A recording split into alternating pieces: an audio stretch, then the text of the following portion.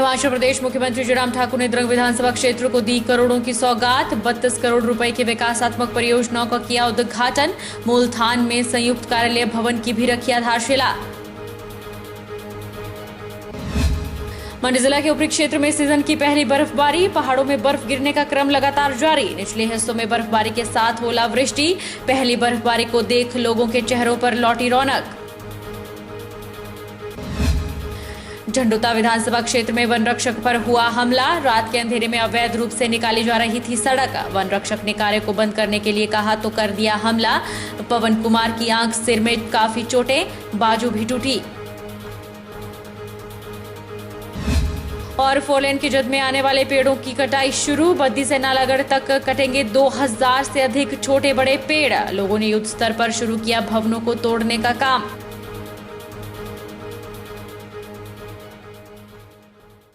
नमस्कार, आप देख रहे हैं HP 24x7। मैं हूं जनीशा। मुख्यमंत्री जयराम ठाकुर ने मंडी जिले के द्रंग विधानसभा क्षेत्र के झटिंगरी में लगभग 32 करोड़ रुपए की विकासात्मक परियोजनाओं के उद्घाटन किए।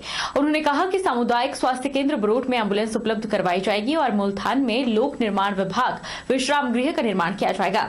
उन्होंने कहा कि बैजनाथ के लोगों की सुविधा के लिए खंड विकास अधिकारी हर महीने मूलथान में 5 दिन बैठेंगे और वरिष्ठ माध्यमिक पाठशाला लोहारडी में विज्ञान खंड के निर्माण की भी उन्होंने घोषणा की। मुख्यमंत्री जयराम ठाकुर ने मंडी जिले के द्रंग विधानसभा क्षेत्र के झटिंगरी में लगभग 32 करोड़ रुपए की विकासात्मक परियोजनाओं के उद्घाटन किए। जयराम ठाकुर ने कहा कि इस क्षेत्र को नई राहें नई मंजिलें योजना के तहत विकसित किया जाएगा ताकि अधिक से अधिक पर्यटकों को इस क्षेत्र में आने के लिए आकर्षित किया जा सके।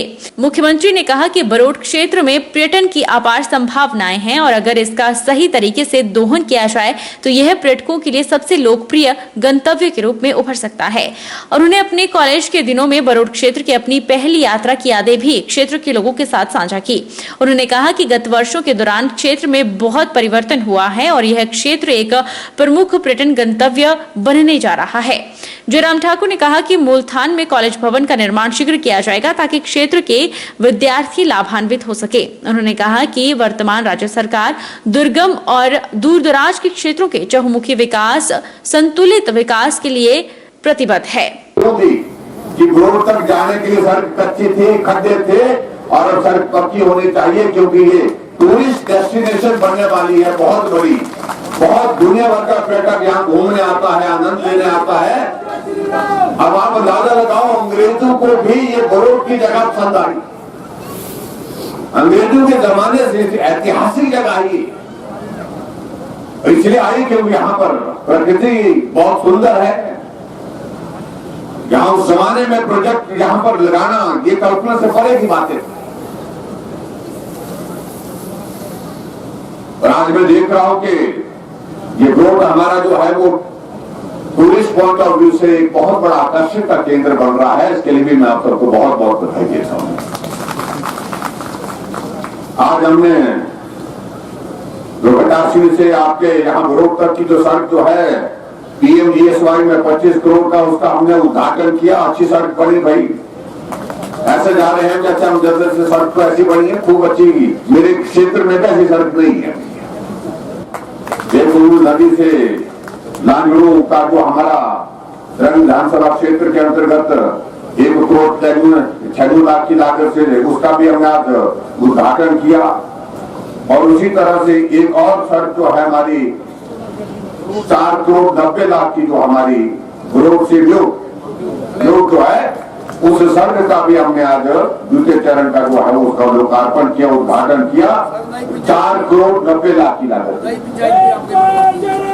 और वहां पर नई पंचायत भी आपके यहाँ पर बनी है, उसके लिए भी मैं आप सबको बहुत बहुत बधाई देता हूँ। बैजनाथ विधानसभा क्षेत्र में प्रेमी जी के इस इलाके में आज 5 करोड़ की लागत से हमने आपके कॉलेज के भवन का शिलान्यास किया, उसके लिए भी मैं आपको बहुत बहुत बधाई देता हूं। 10 करोड़ की लागत से यहां पर हमारा एक कंबाइंड ऑफिस बनेगा, कंबाइंड ऑफिस बिल्डिंग बनेगी जिसमें जितने भी यहाँ पर हमारे जो कार्यालय हैं, अलग अलग जगह हैं बनाए हुए, वो एक जगह बन करके जो है एक छत के नीचे आपको यहाँ पर सारी चीजें मिलेगी। हमने हिमाचल प्रदेश में 4 साल के इस कार्यकाल में काम करते करते हुए रिकॉर्ड सड़कों का निर्माण किया है, ये मैं आपके बीच में कहना चाहता हूं। कांग्रेस 5 साल में नहीं कर पाई जितना हम 3 साल में ही कर गए।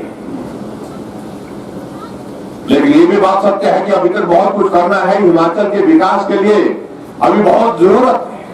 हम यहां से इस इलाके को कुल्लू के साथ भी जोड़ना चाह रहे हैं और उस दृष्टि से हम यहां पर कोशिश कर रहे हैं। जो गोबू टनल का जिसका जिक्र हुआ उसको हमने एक स्टेज पर आगे पहुंचा दिया है और जो हिमाचल प्रदेश सरकार की ओर से जो कुछ सड़कें हमने आने वाले समय के लिए प्रस्तावित की हैं, उसमें घुघू जोत की सड़क भी है, जो 7-8 सड़कें जो हमने दिल्ली भेजी हुई है। हमने कहा कि ये सड़कें हमारे लिए बहुत जरूरी है। अगर घुघू जोत की हमारा वो टनल बन जाती है तो कुल्लू कितना किलोमीटर कम हो जाता है? 60 किलोमीटर कम हो जाता है।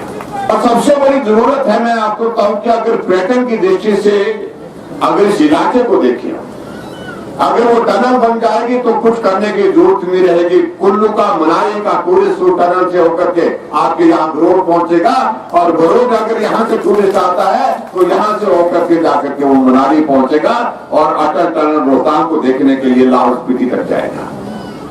पर्यटन की दृष्टि से डेवलप करने के लिए तो हमने अभी नया जो एडीबी का जो प्रोजेक्ट हमारा सभी के हुआ है 2100 करोड़ रुपए का, उसमें भी उसका प्रावधान करने का उसमें हमने जिक्र किया है कि वहां के लिए भी।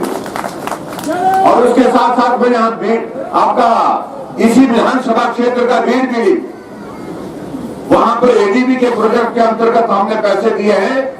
लगभग 10 करोड़ रुपए की लागत से वहां पर हम विकास कार्य कर रहे हैं ताकि वहां पर जो है वहां पर जो पैराग्लाइडिंग करने वाले जो लोग आते हैं पूरे देश और दुनिया भर से, वो वहां पर उसका आनंद ले सके और हमारे लोगों के लिए वो टूरिस्ट डेस्टिनेशन बन करके आय का एक बहुत बड़ा, रोजगार का एक बहुत बड़ा जरिया बन सके। मुख्यमंत्री जयराम ठाकुर ने शिमला में अंबेडकर चौक पर भारतीय संविधान के निर्माता भारत रत्न डॉक्टर भीमराव अंबेडकर को उनके महापरिनिर्वाण दिवस पर उनकी प्रतिमा पर माल्यार्पण कर श्रद्धांजलि अर्पित की। मुख्यमंत्री ने कहा कि बाबा साहेब अंबेडकर के विचार और आदर्श देशवासियों को प्रेरणा और शक्ति प्रदान करते रहेंगे। उन्होंने कहा कि डॉक्टर अंबेडकर ने हमेशा ही गरीब और जरूरतमंदों के उत्थान और सशक्तिकरण के लिए कार्य किया।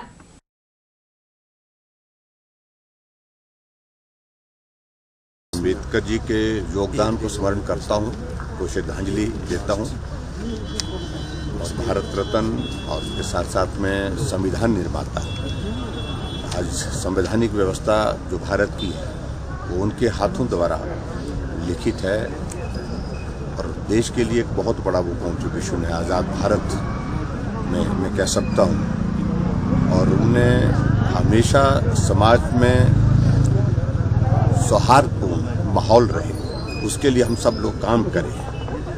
पिछड़े लोग हैं, उनको किस प्रकार से हम संविधान के व्यवस्थाओं के अनुरूप जो है आगे लाने में सहयोग करें, इन सारी चीज़ों के लिए एक बहुत बड़ा उनका योगदान है और उनके नेतृत्व पर मैं उनको श्रद्धांजलि देता हूँ और संविधान निर्माता के रूप में सदैव पूरा ये देश उनके इस कंट्रीब्यूशन को, उनके इस योगदान को स्मरण करता रहेगा। बिलासपुर में कांग्रेसी नेता पूर्व विधायक बंबर ठाकुर ने प्रदेश सरकार और पुलिस प्रशासन को चेतावनी दी है कि पुलिस कर्मचारियों के 10 परिजनों पर बनाए गए मामलों को 2 दिनों के भीतर वापस नहीं लिया तो वह कांग्रेस के लोगों के साथ मिलकर बिलासपुर एसपी कार्यालय का घेराव करेंगे।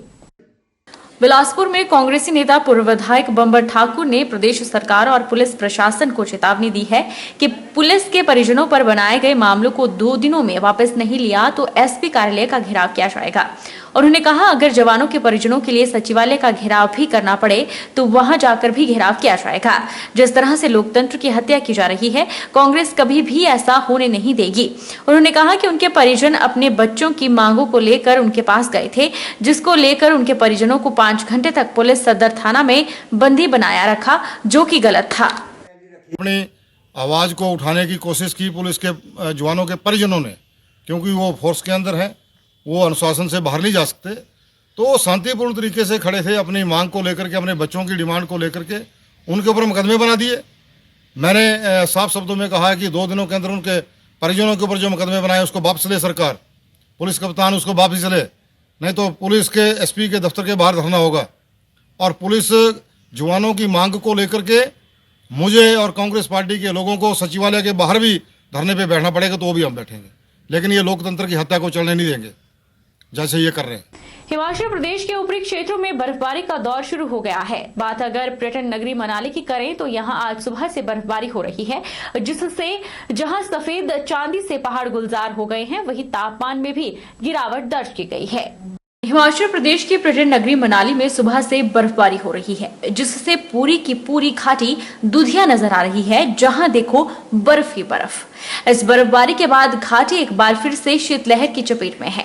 लोगों को एक बार फिर से घरों में दुबकने को मजबूर होना पड़ रहा है। यह बर्फबारी इस विंटर सीजन की पहली बर्फबारी है, जहां एक और इस बर्फबारी से सैलानियों के लिए बर्फबारी देखने को मिल रही है। वहीं पर बागवान किसान भी खुश नजर आ रहे हैं, क्योंकि सेब के पेड़ों के लिए चिलिंग आवर्स पूरे होंगे।